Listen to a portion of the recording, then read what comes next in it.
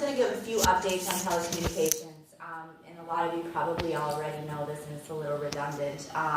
But as far as the mergers go, in April, Comcast announced that they were dropping the proposed deal. And so just so you know, Senator Franken's perspective on that, he was the only member of Congress to oppose that deal for over a year. And so he worked really hard and worked with the FCC and the Department of Justice on many occasions.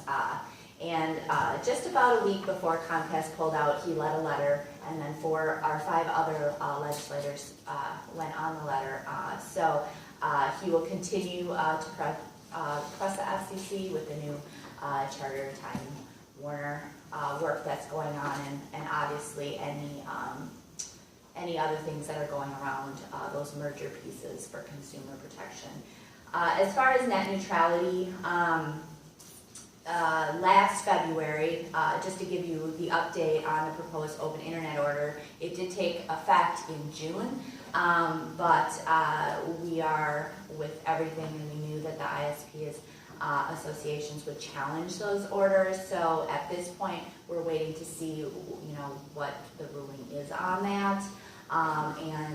Senator Franken did work on an amicus bill with another senator to brief the FCC in support of the litigation. So just a little bit update there.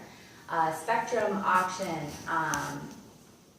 The FCC did kick off a spectrum incentive auction, and I guess the big thing to just talk about there is Senator Franken really wanted to make sure that the low broadband spectrum was available rurally.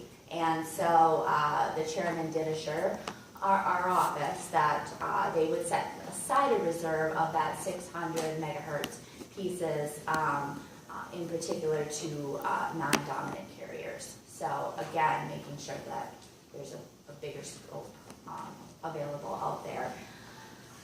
Broadband privacy.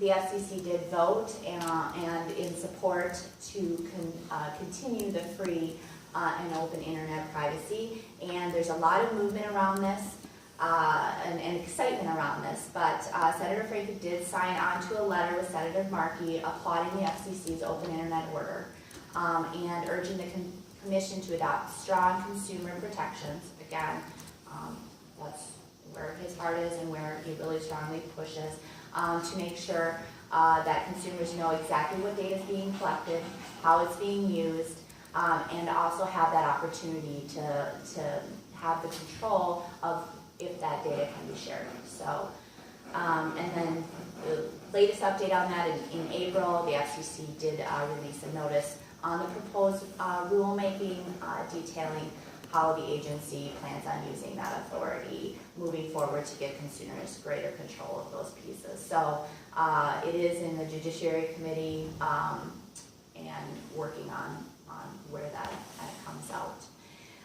Broadband deployment, I guess, and I talked just briefly a little bit with the transparency, and when I brought that up to Mike that I was going to talk about it, I think we got a little confused because I called it like the nutritional labeling concept, which is like, no, do you know where you're at here today? It's probably what was going in your mind.